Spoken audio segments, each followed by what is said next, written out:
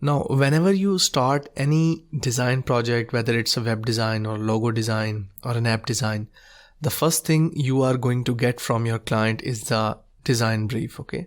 Now, there are two types of clients. One that can create a very nice design brief, and others that are just going to say, we need a website, okay? In that case, you are going to get the information from your client, which I'm going to cover in the next lesson. Right now, in this lesson, I'm going to show you examples, real life examples of more than 3 or 4 design briefs and what are the details you can get with them, okay? So let's get started. Now, here is a design brief from 99designs.com web design contests. And I have opened up this contest that is basically running right now. Sleek website for smart parenting products. Now, if you go to this brief tab, I have opened up this one, okay? There are few sections to it. Background information of that organization. Then we have custom visual styles. Then we have content details. What will be the content of your design or page, okay? And what you need to avoid. Then we have other information like other notes. Like you can see, there are all the different attachments and logos and brand photos, images. You can see over here, these are very nice images taken on white background, okay? And also there is deliverables, okay? So these are basically for the contest that final files will be in these formats, okay? Now let's talk about them one by one. Background information will be about what is the organization, what are their target audience, okay? Whether it's for parents, whether it's for old people, whether it's for finance advisors or whatever, okay? So you need to read all this carefully. Then what is the industry of that organization, whether it's a fashion industry, tech industry, and then we have existing website. Most of the time, normally design briefs have existing websites, and you need to redesign that website or you need to create a better one, okay? Then we have this visual styles, okay? So there is nothing he has specified this client in style, but there are a lot of inspirational websites, okay? So from these inspirational websites, you are going to get a lot of mood board, or you can say that what your client really needs, okay? So about every website, he has specified that he looks for something like this. Then he likes cleanness of this website. Then this is in trend, trendy, clean project, minimum product image, okay? Sleek. So these are the styles he's looking for. So for every website or inspiration site your client sends you, even if you are asking him for a brief, then mention that, always mention that what he likes about that, okay? Don't just get 2 or 3 URLs, website URLs that are not going to help you at all. So ask your client, what do you like about this website? What is the specific portion you like about this website, okay? So take that in your mind and take screenshots of these websites. So what I do is I open these inspirational websites and I take the screenshot using this plugin. I have this Firefox plugin. I think it's called Shot. I don't remember its name, but I'm going to share the URL for this.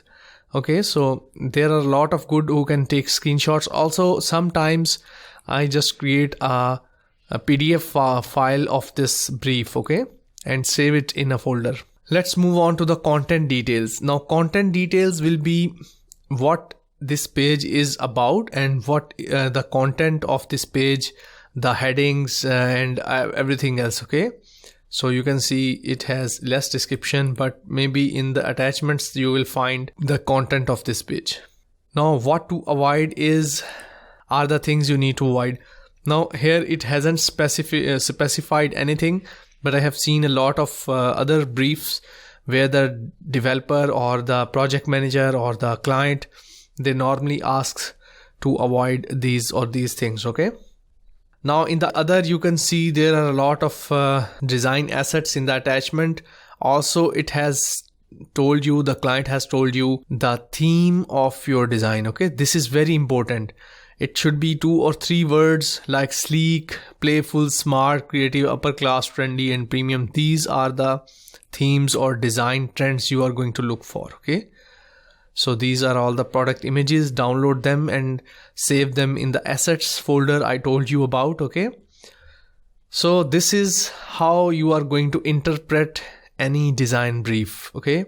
You need to look for what are the themes he is looking for: trendy, upper class, creative, playful, smart. Okay. So you can see it has a touch of premium, diaper bag, or whatever it is. Okay. And let me show you another example. Okay, now here is another example. I saved it, might be an old project from 99 Designs. Organization name, description of the organization, and its target audience. Okay, so this is very important.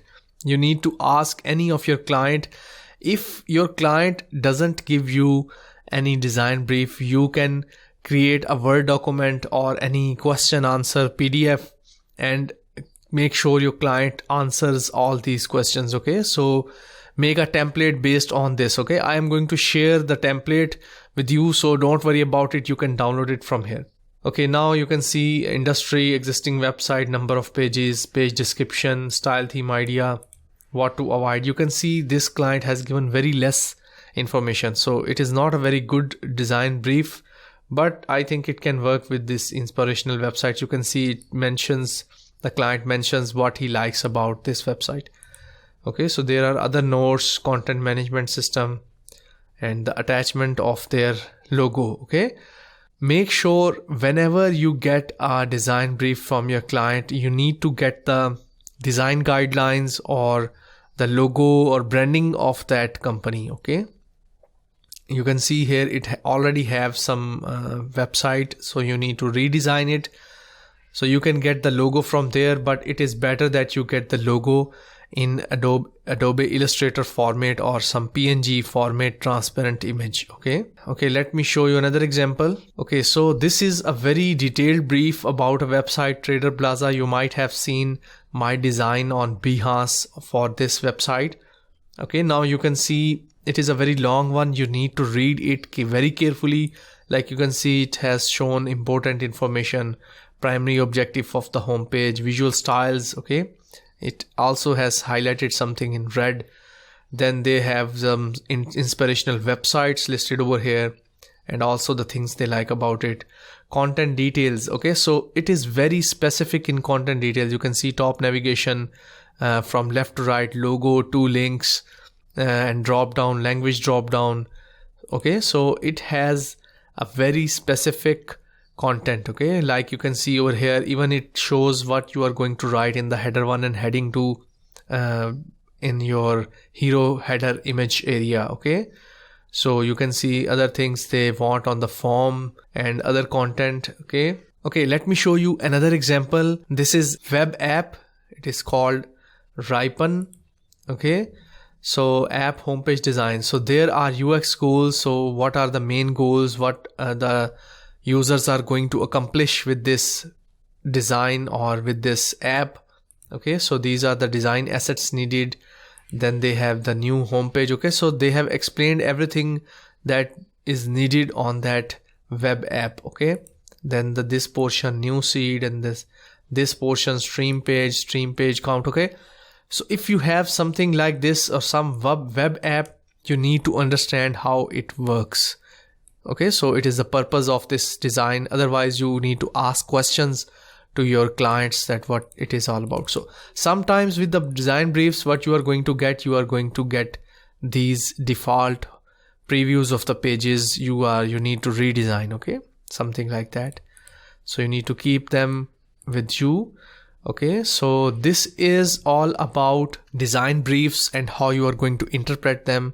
If your clients hasn't given you any design brief or design elements or design resources like their logo, their product images, this is the time you are going to get them from your client. Okay, so this is the first step. I hope now you understand a lot about design briefs and what are their formats. Let's move on to the next lesson.